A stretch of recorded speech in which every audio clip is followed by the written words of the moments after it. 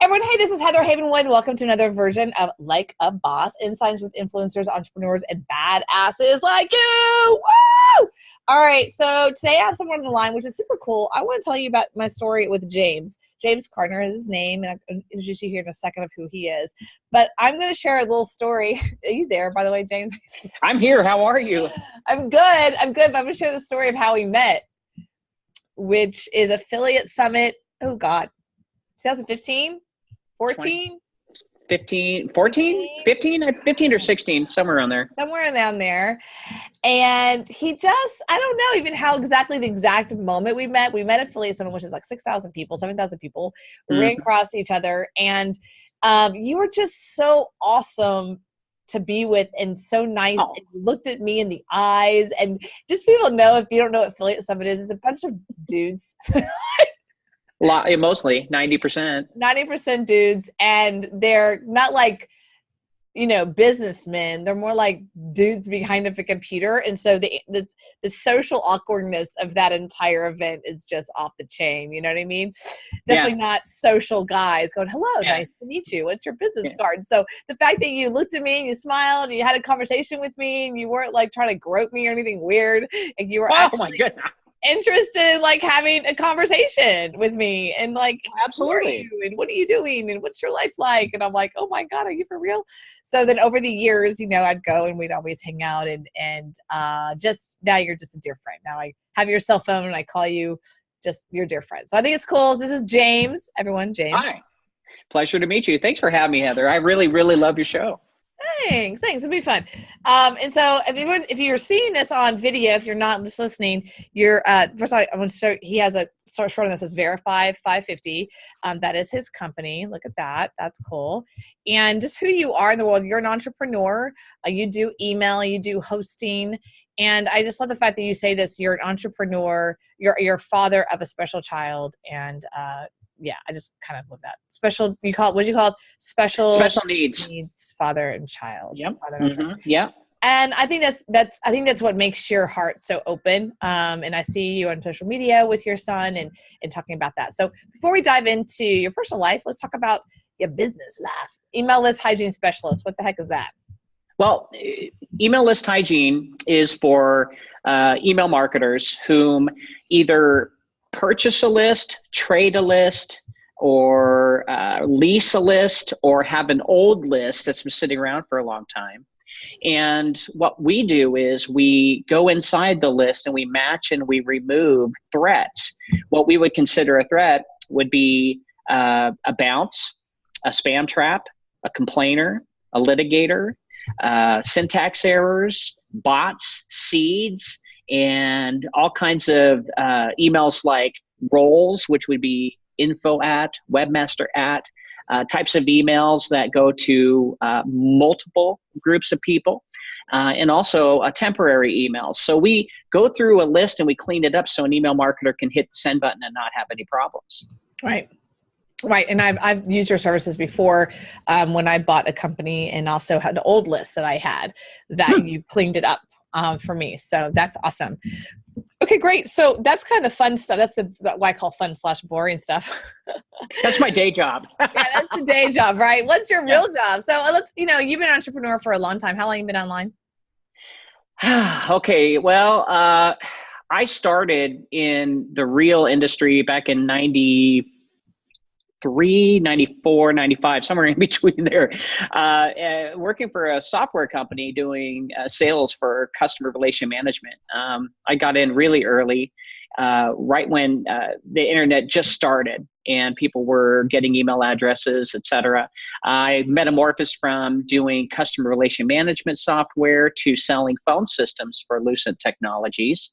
And then from Lucent Technologies, I found the email marketing world through a company who hired me to do their media buying. So I would find an email marketer and give them my creatives, or like an affiliate basically, before there were affiliates. And this was back in like maybe 2001, 2002.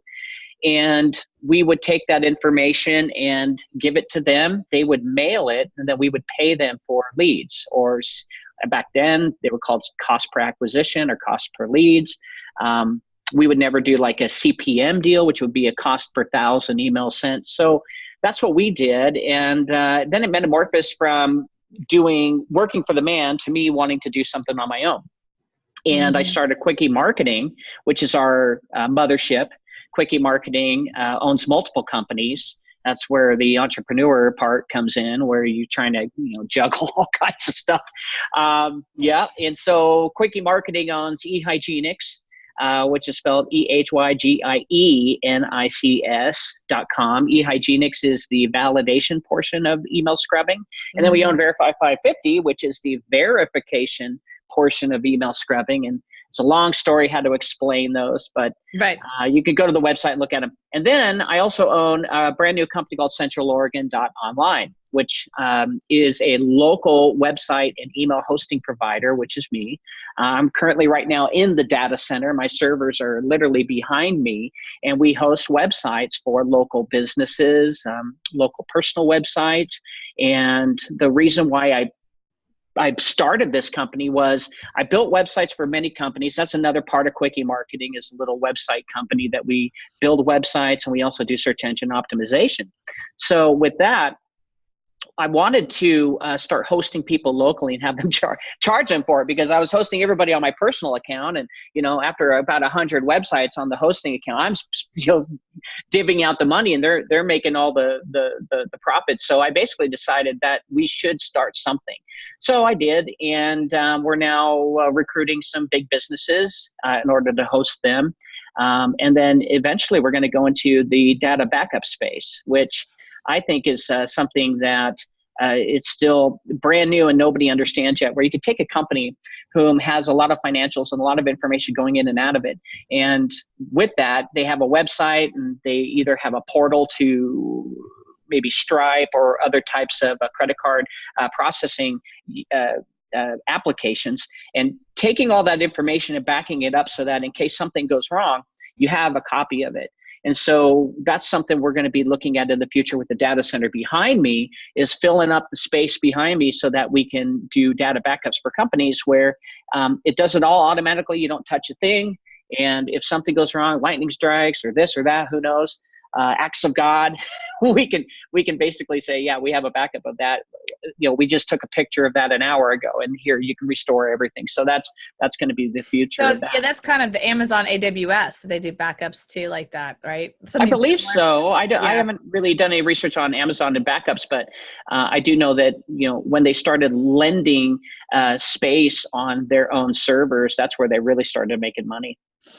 Yeah, it's a smart decision, right? I think it's great that you're doing it. It's a smart decision. That's a whole other business now. They have Amazon AWS, so it just kind of proves that proves the models, basically.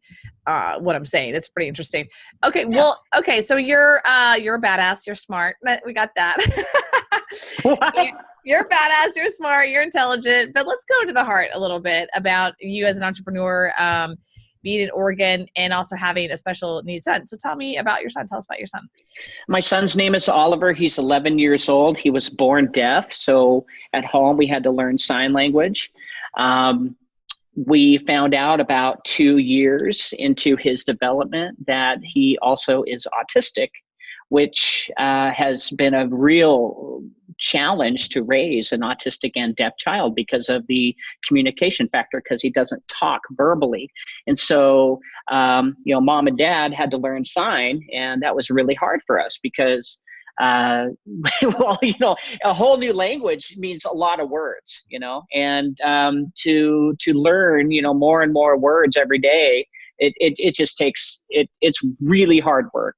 And so while you're signing and learning more words, and your son is who's 11 years old, who doesn't communicate with you back, you start to lose a lot of sign.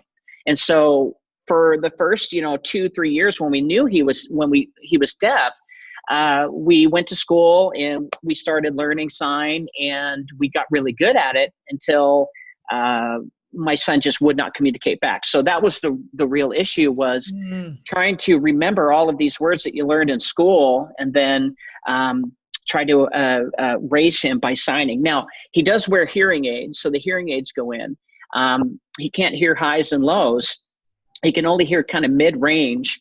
And so what sounds to him would be like, if you guys are born in my generation, the Peanuts cartoon, the teachers would talk to the wah, wah, wah, wah. exactly. So that's what he hears. So he's not hearing the T's and the S's, and then and not the high tones and then the really low bassy tones.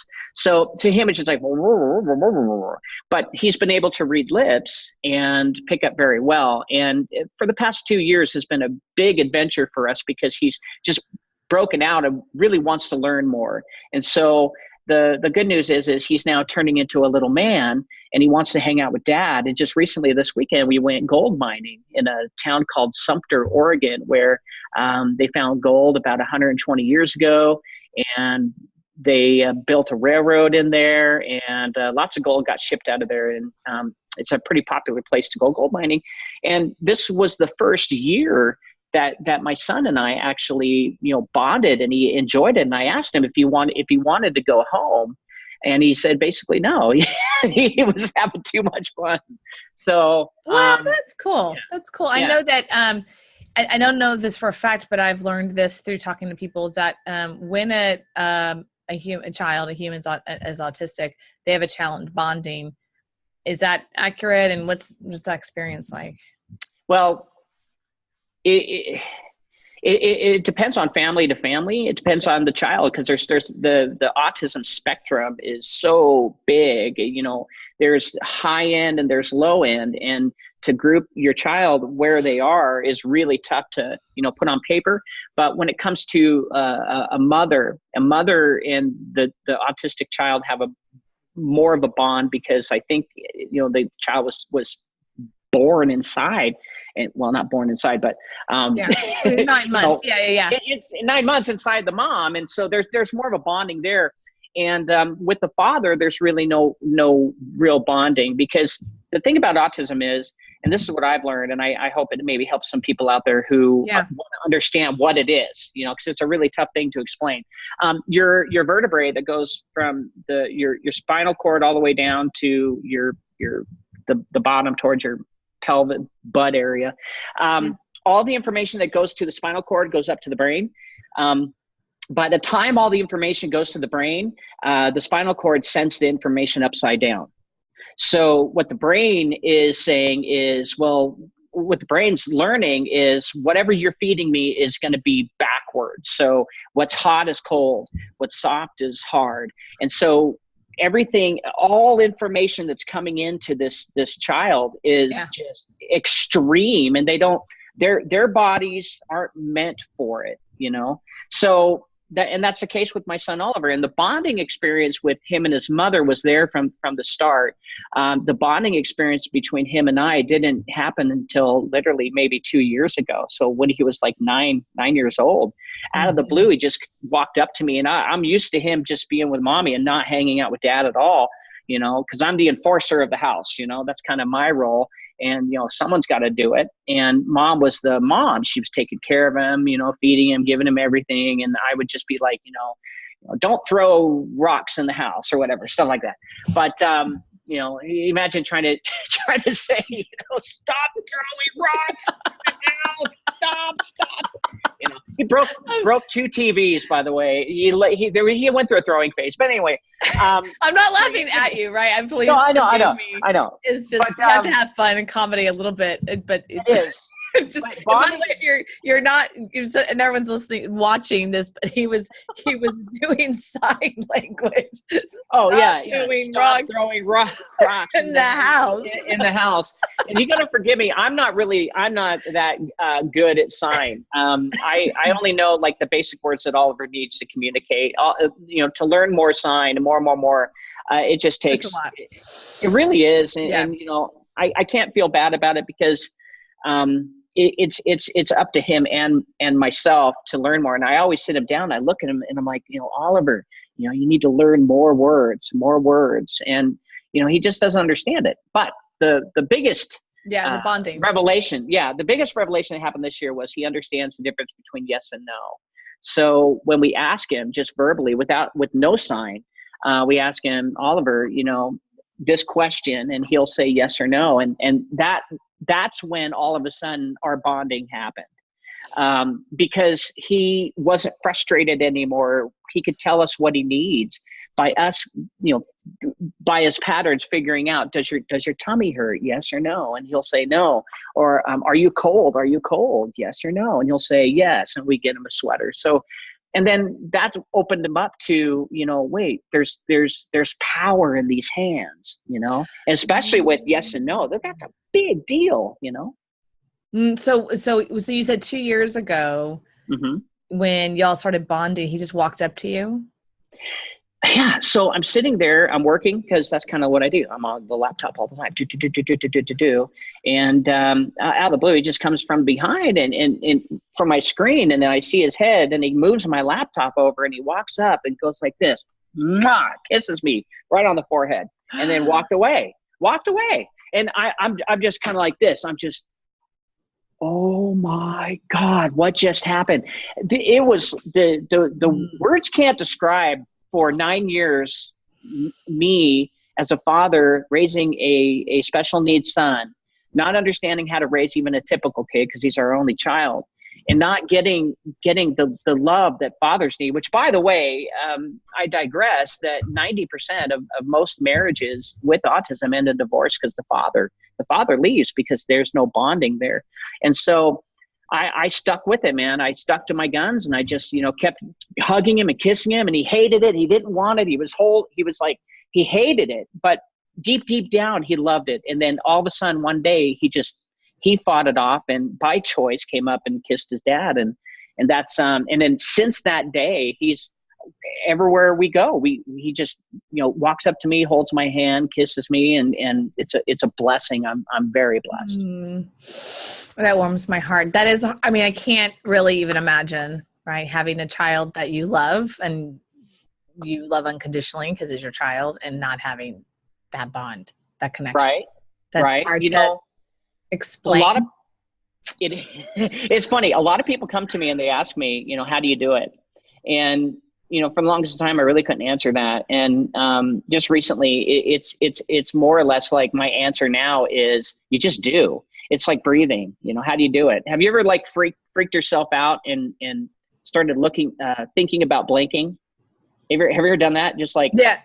Like now I'm blinking. Now I'm thinking about it. Yeah. Now I'm blinking. Now you're thinking about it. Wait, stop it. Oh, it trips you out. Especially when you're trying to go thinking about blinking. Yeah, you got to change the subject because, dude, your eyes blink like, I don't know, 30 to 100 times per minute or something like that. I don't know. I know. It's like, don't think of a purple cow. Don't think of a purple cow. Don't think of a purple cow. Do not think of a purple cow. Okay, almost there. Right? But purple cow. A blinking purple cow. Well, so I think also you said this to me privately, and you don't have to go. You can go there as much as you want, but it's about your faith, right? It's really about, you've got to have faith in a higher power in God and Jesus, I think, at that level to be able to, because you're right. I've heard the stats. It's between 80-90% or something insane of that the autistic family breaks apart, which makes it worse. Sad. It's sad. And I totally get it, though. I totally get it because, and I hate saying the term, well, as a father, or as an entrepreneur, as a doctor, it just doesn't sound right because everyone says it. And I'm trying not to be that guy, but I have to say it in this situation, as a father, looking at other fathers whom have to deal with this type of subject and seeing other types of the spectrum where these kids, are beating their heads against their dad and physically abusing them, which it happens. I can totally understand and relate, and I can't fault the man for leaving, or even the woman.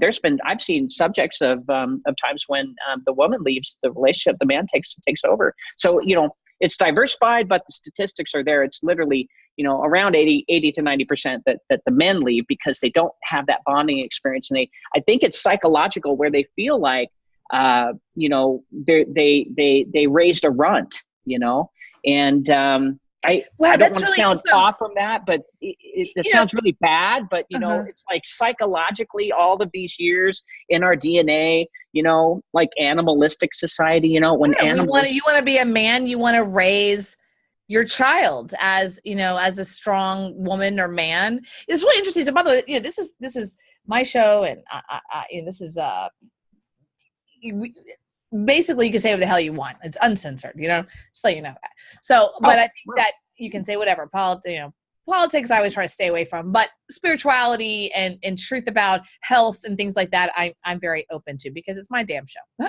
So right I on. think that the runt thing, psychology of just the masculine, feminine energy, the normal experience of man, to be able to say, I produced a man, I produced a male, I produced a son. You know, there is an innate psychological perspective there that I can see how, not that I'm excusing it, but I can see how the frustration and the word runt, that's a really interesting term to say, okay, I birthed a runt, you know, has that been an experience? I know you've been part of the community of other parents are dealing with this. Is that an experience that you talk about with other fathers and mothers and parents?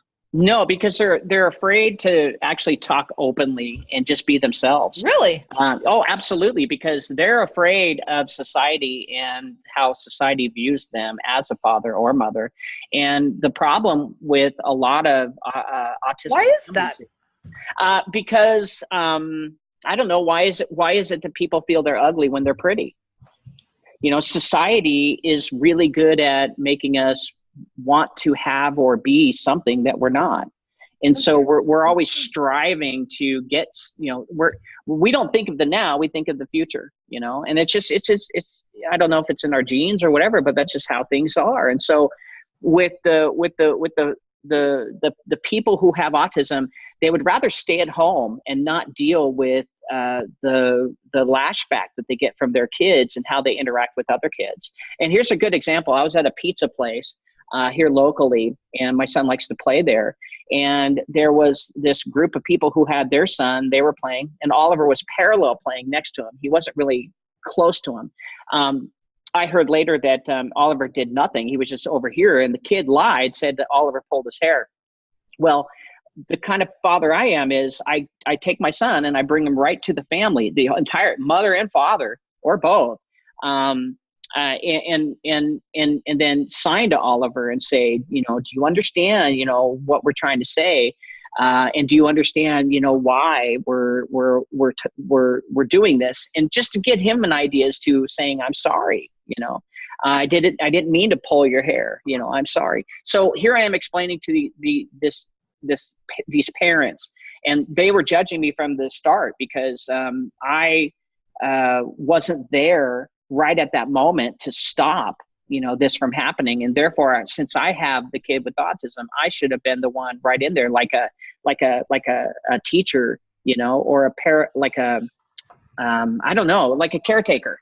Right. So the guy, and I'm holding my son because he was trying to squirm and get away. And I'm like, no, you know, this is my son, dude. I'm like, dude, you do what I say, you know? So I'm holding him, and he tries to run, and I grab his arm and I pull his arm back. I'm like, no, you're not going anywhere. I didn't think that was aggressive, or I didn't think that was, you know, I didn't spank him in front. I didn't do any of that. All I did was I was holding him down, making sure that he looks those people in the eye, which he has a problem with doing, and say he's sorry.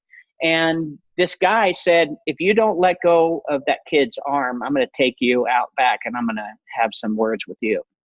And he said that literally right in front of like all these people, because he was the one that made the scene. I was the one holding my son, trying to explain to the people, look, you know, he's autistic. He doesn't understand, you know, boundaries. You know, I'm trying to help the situation by explaining to them. Right. And so that's just one example of hundreds of times I've taken Oliver to parks, to bouncing places and pizza places and places where he can play and be with other kids, because I think that's absolutely important. You don't want them to stay at home. They have to get out into society, because they'll go even more introvert into themselves. Right. So yeah, so the judging part of other parents when they look at you, I've seen the looks, and if it wasn't for the personality that I have, I probably would stay at home, you know. But I care about people. I care about my son, and I want to make sure that people are educated. So that's, you know, I think that's who I am. when I was, I mean, this is not anywhere at all at the spectrum, right? But I was told I was ADD, and back in the 80s, that was like, they would put me in special needs. I was a mute, pretty much 7 years. You know, they didn't know what was quote unquote wrong with me or whatever. They were putting me on drugs like that. And there was a huge backlash and I don't know all the details because I was a kid, but I could tell there was a huge backlash against my mother, you know, of like, how dare you have a kid that's messed up or something, you know what I mean? Yeah. And Right. having to deal with it socially, you know, and socially with other parents. And I just think looking back, you know, that was the 80s, late 70s, early 80s. And I think that's happening now with autism. I would say, and I'm just inserting this because I think looking back now, the reason why people do that, they're scared of it. Even though we all know you can hang out with someone who's autistic, they're not going to get anything like AIDS or something. It doesn't matter. In their brain, they're so scared of it. You know what I mean? They're so scared of it, or they don't understand it, that they'd rather just not be around it or scrutinize the people that do. What's the difference between that and religion? Exactly. A Muslim, you know, the first thing that people think of is terrorism in America, and that's not sad. the case. Which is sad. Yeah. When you know the subject of the LGBT community and homosexuality, you know, people have that same mentality of they don't understand it, so they're going to fear it or put hate into it.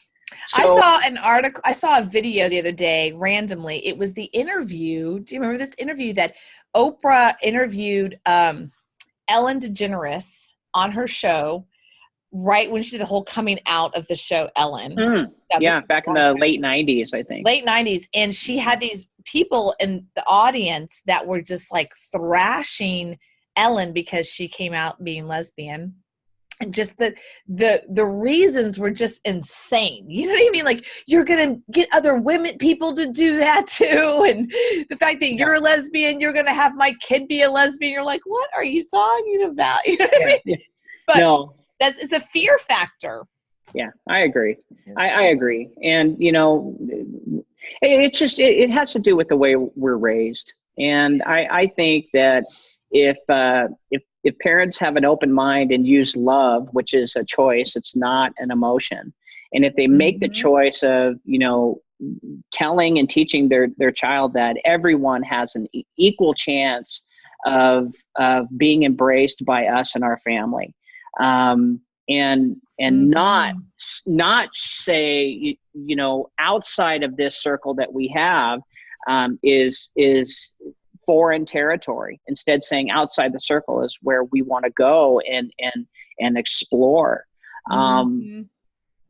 If people use that love as a choice, then that's where they can step into faith. Like you were saying in your show, you don't mind talking about you know, religion or things like that. And so so where I think faith is taking a risk in something that just in the natural doesn't seem like it's real. And so I think that's where we grow as a society, if we can break down the walls of, you know, being afraid, break down the walls of being hurt, because we've all been hurt in the past. And whoever is in front of you, they have a view and an opinion, and they have love just like you do. There's no difference between. The only difference is they were hurt a different way than you were. And if those things can come together, and people can learn to hug and look them in the eye and really say, I love you. And not saying I love you because they feel it and they get little goosebumps. No, it's saying I love you, meaning I'm going to do whatever it takes to make sure you're happy, because that's the most important thing. And I think that's the key to life, is making others more comfortable and happy, so that because if you're fulfilled, then that's where all of the greatest gurus out there have been trying to figure out, is fulfillment of self first, then fulfill others and show them the way of you, however you found your spiritual right. Now, I found mine in Christianity, and that's where I've learned most of my teachings on love, through Jesus's teachings. But there's other religions out there, and I can't discount the fact that if I was born in India, that I would not be Hindu. I probably would. So, love takes wisdom, and wisdom is still an element that's not found from earth. I think wisdom comes from, outside and from another dimension, where you can sit down and look at two parties, like, the left and the right. And you can say, look, I understand why you're upset, and I understand why you're upset.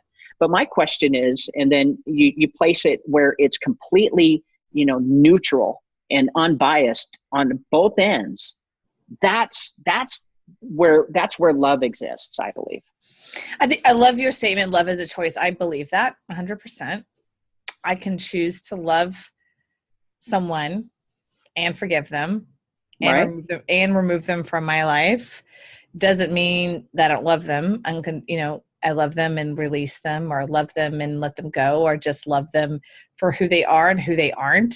That is a choice. It's an action item. I think love, when I've had to go through that, my forgiveness is a action.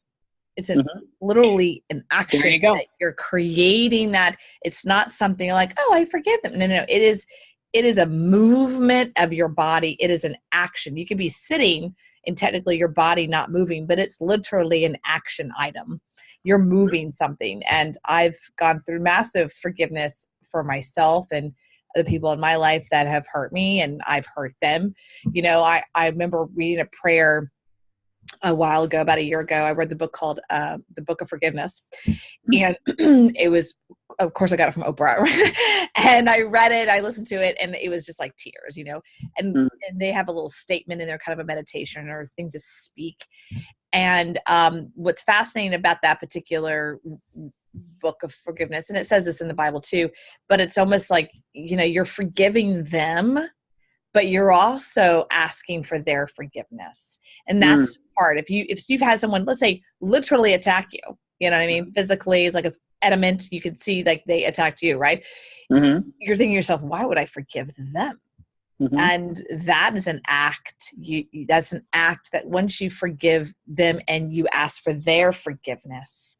Yeah. For just that, there's a whole, that's an act. And then forgiving yourself. I remember reading that, and I'm thinking as a person in my life that I'm like, but I didn't do anything. Why am I forgiving myself? And, right? And it's like, but that's the process. And then I could see, once I started that process of forgiving myself, it's pretty it's pretty deep, right? Spirituality and things like that. And I look back, and I was definitely, placed in a box.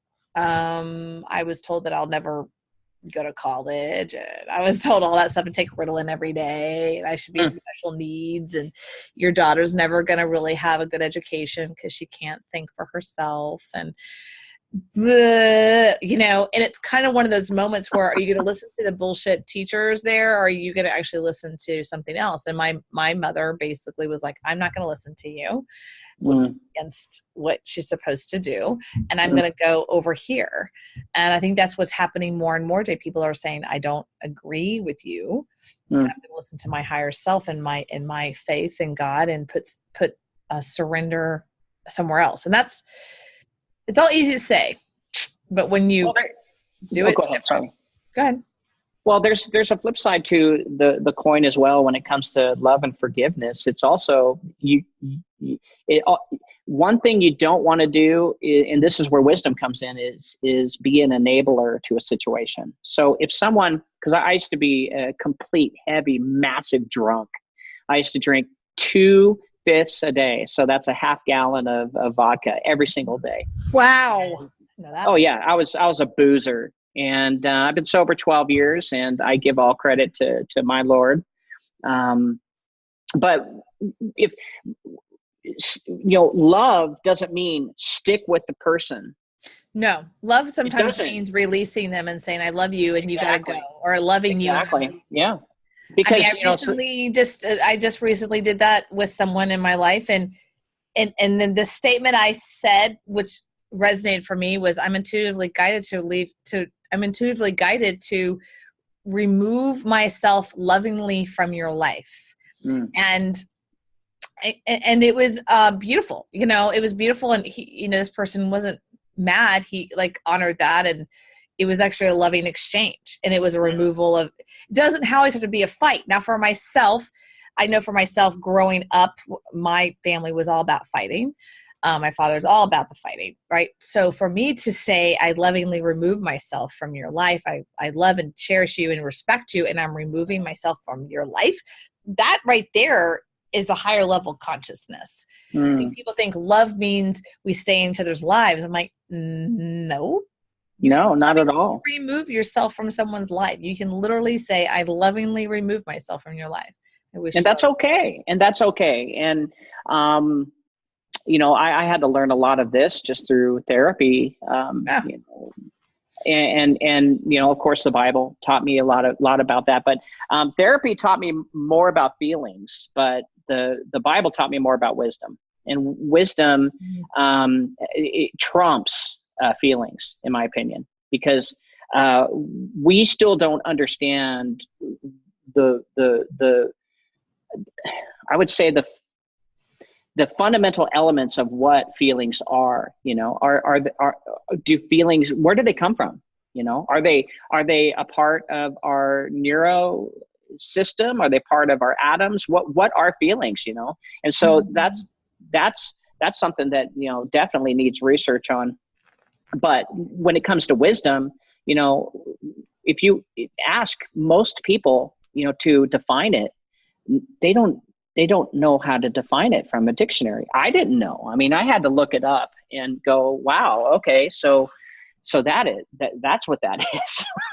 So wisdom's key. Wisdom's important to your growth, for stability, and faith and wisdom, in my opinion, go hand in hand. And I think both those things come from another part of this universe that we can't see.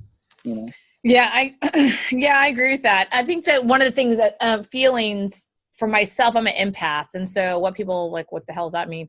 What an empath means is that I pick up on other people's feelings, right? So I can actually walk by a person and like pick up on what they're experiencing. That's why I don't like Vegas. Because, right? Oh man. Just walking on the strip. Right. I mean, I'm like, I wonder why I come home from Vegas and I'm depressed. I don't understand that. Wow. I didn't know you were an empath. That's interesting. Yeah, I am. Huh. I just recently discovered that in a book. I was reading the book and all of a sudden I'm like literally reading the book going, oh, is that why all these things have happened to me over the years? Like I thought those were my feelings of depression and those were my feelings of, this. No, I was constantly picking up on other people's versus going, oh, is this really my feeling of depression or anxiety? No, it's actually someone else's I picked up on. So yeah, I never really understood why I didn't like Vegas. And I understand, right? But yeah, I mean, you walk through Vegas and you can look in a casino or even on the strip, for God's sake. And for me, I can feel people's stuff. I can literally feel he's depressed and doesn't look like it. And, she's in terror and my gosh. And you can't turn that off either. No, I could protect myself, but I can't. I can't turn it off. I mean, I can like put a protection layer on and kind of put what I call a bubble. But yeah, like yesterday, I was walking around Town Lake and doing some work and some faith work and talking kind of, and like I could when people were like coming by, I could feel them. Yeah, it was really interesting. So in the world of feelings, I mean, that's an energy. It's a frequency. And I think one of the things, I mean, let's go back to this. I don't share about this all the time, but I was diagnosed with depression when I was in my 20s, and they put me on medication and shit. They put me on Viagra, for God's. I mean, who does that shit? I'm like 25. What? Yeah, Viagra for depression? Viagra. That's bizarre. And I wasn't even depressed. Like I was just going through shit, and I look back now and I'm like, I wasn't really depressed. I had no coping skills of life. I had zero, like, this is stress and how do you deal with stress and meditate and relax and release or go work out or I don't know, all kinds of you can do. I would drink because like, that's what my family did. So that's what I did. So guess what? When you drink, guess what happens? You become more depressed. Shocker. So then they put me on Wellbutrin and then they put me on Viagra. That was the best. That was like hilarious. I came home to my fiance at the time and I'm like, guess what? We have Viagra. He's like, why do you have Viagra? I'm like, well, you want to try one? I'll try one, see what happens. Yeah. Anyway, looking back now, you know, the best thing ever happened is I got out of the care of that doctor and I did this thing called health and well-being and focusing on, you know, life and spirituality and health and well-being and you know, all this other stuff. Never had that feeling again. But I realized now I was picking up on other people's stuff. But what was so critical, so many people, they this is what they hear. They're in a therapy office and they give power to the therapist and the therapist goes, you're depressed. And they go, I am. And then all of a sudden they put this layer on themselves. Like I'm depressed, you know, and then they become that. Yeah. Cause the authority is the doctor. The doctor gives their authority. You have respect for them because they have an education and therefore, you know, whatever they say must be, you know, truth. And that's a big hang up right there for lots. The whole idea of doctors went away when that doctor gave me Viagra. And I go, you do realize I'm a female, right? And they go, well, yeah, but they're still doing studies. I go, so I'm a rat. Like pretty much, you know what I mean? And I'm like, this is 1999, by the way, people. And I just thought he literally just gave me a script for Viagra. Did it work? Did it work? Here's what it did. It did for my fiance. He was happy. No, for me, it felt like I just had a glass of wine, like I was flushed because it's vasodilator, right? So just all I did felt like a little kind of buzzed. Yeah, I just got like a little like I'm a little flushed in my, you know, vasodilation. My blood started going. I was like kind of more energized in a weird way. But you weren't depressed? We were having sex, so no. Okay, well there you go. I mean, I guess not. It worked. I guess I could understand where the doctor was coming from then. I can see. The doctor was more or less like giving it to you, but really was supposed to go to your fiance. Like here's Viagra for you. Yeah, it's like, well, we'll fix this depression stuff because he's probably the one not performing. That's bad. I'm so sorry. That's not what. No, it's fine. I don't know if I'm talking again. That is funny. They should do that more often.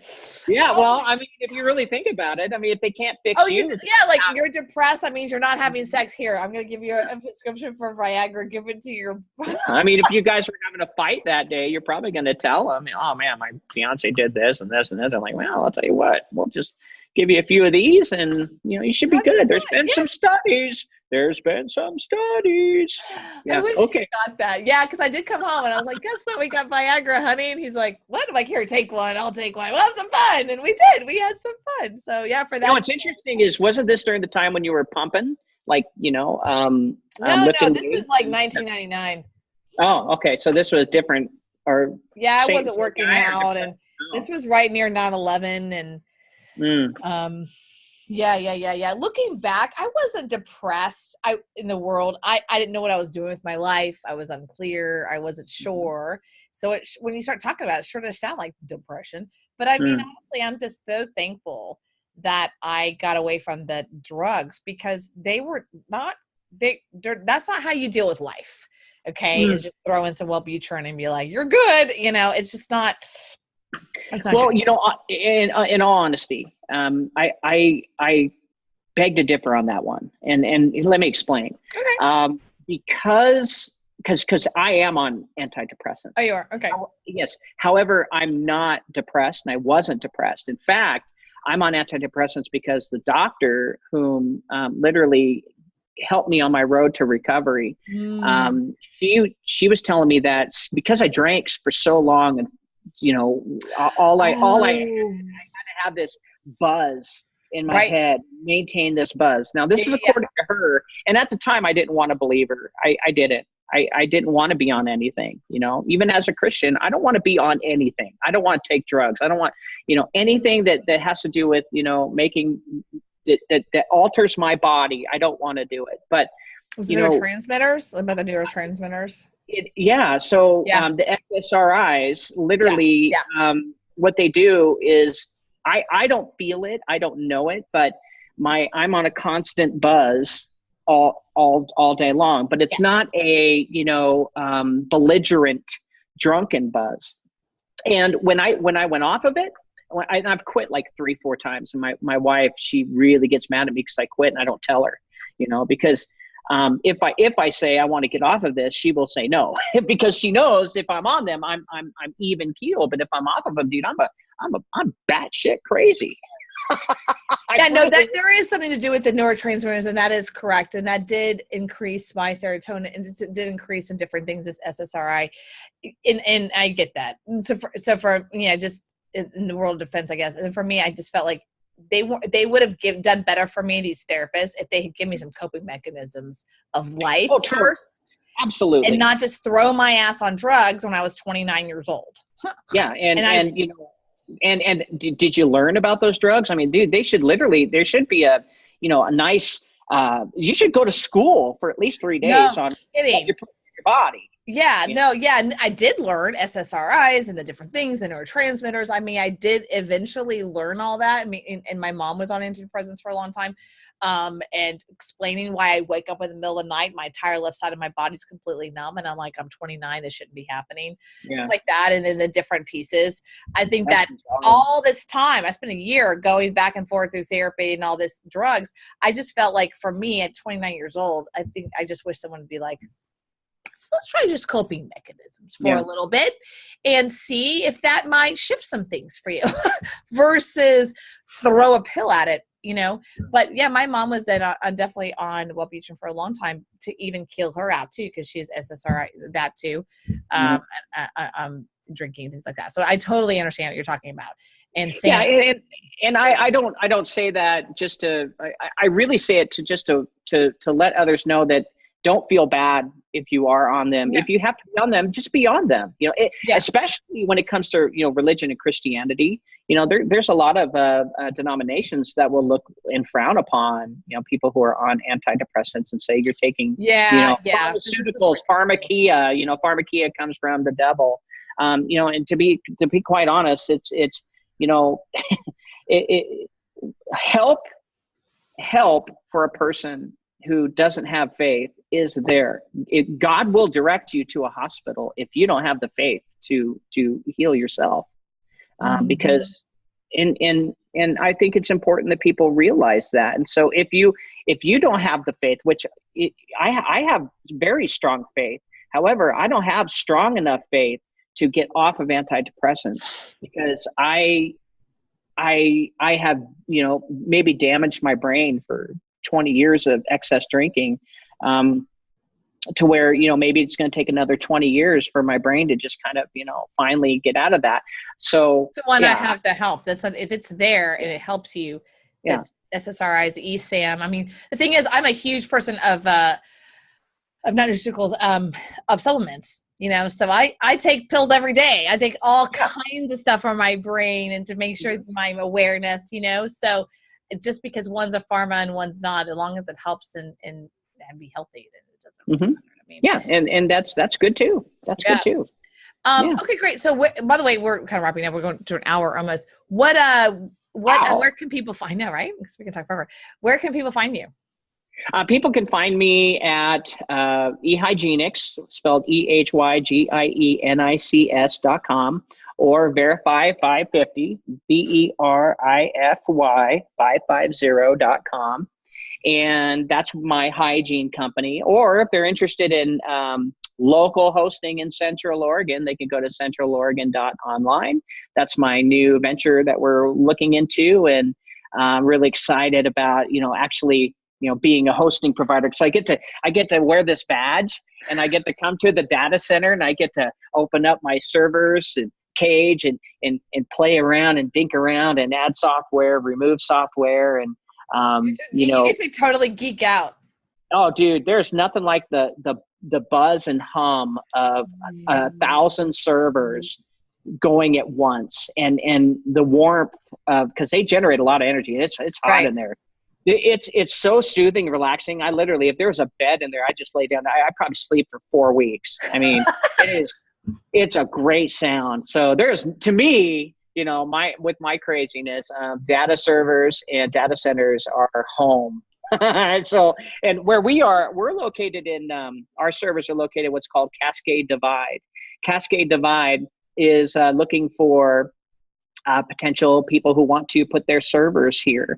We're looking into government agencies. We're looking into private entities and companies who want to put their servers into a complete and probably the most complete backup area I've ever seen, because Central Oregon is in what's called the like lava rock beds. So we're on an ancient, like, old volcano, and everything's dormant, and it's more safe here to have your servers than it is in Portland, Oregon, which is about 3 hours away, because Portland, Oregon's in the flood zone.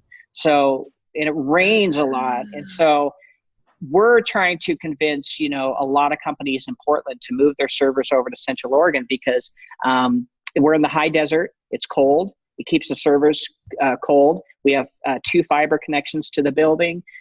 We have all kinds of redundancy, battery power to 2 generators, and not including the 3 to 4 different internet sources that come in through here.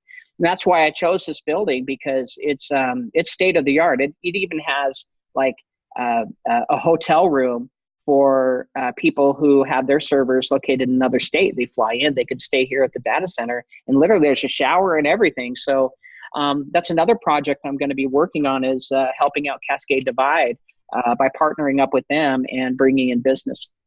Oh, nice. That's awesome. That's great. And I didn't know that it was on lava rock and it was a high desert. It is. Yeah. It's, I mean, you can't dig 1 foot underground here and without hitting huge lava rocks. That's been one of the major problems with farming here in Central Oregon, is you're literally, it's so hard to just get dirt in here, because you have to put the dirt on top of the rocks, or you have to dig the rocks out. And digging those types of rocks out, I mean, they're huge boulders of lava rocks, and they're sharp. They're hard to grind down, and they're a pain in the butt, and they're harder than the regular rock. Let me tell you, they're hard. So, yeah. Nice. Okay, great. Well, thanks, James, for being here. I really appreciate it. It was a lot of fun, and I appreciate you. Thank you. Thank you. I appreciate you too. And this was such a great honor and pleasure to be on your show. And I just want to say I'm so proud of you. You are doing such an excellent job. I, as I've told you before, I used to be a producer and publicist for a radio show, right? My job was to make our talent, shine and have topics and be, on the cutting edge. And I'm really impressed with how you handled yourself. And, I am just so proud of you. Oh, makes me want to cry. Thanks. You are. You're awesome. You're doing such a great job. I mean, wow. You are the talent. You are what I saw you like 5 years ago. I saw that you had this potential, and here you are. And nothing but good things are going to happen for you. You're going to keep climbing and climbing and climbing. Thank you. Thank you. I appreciate you. Thank you very much. That was recorded. So okay, good. Distance. Right. That's true. Right. I want to have this Heather Havenwood. James, thank you so much for your time today. And just want to say thank you so much. And just check me out at heatherhavenwood.com, as well as iHeart, Pandora, iTunes, everywhere you listen to podcasts, as well as YouTube, heatherhavenwood.com. And again, this is heatherhavenwood.com. Check us out like a boss. To be you, be real, be the boss of your life. Bye.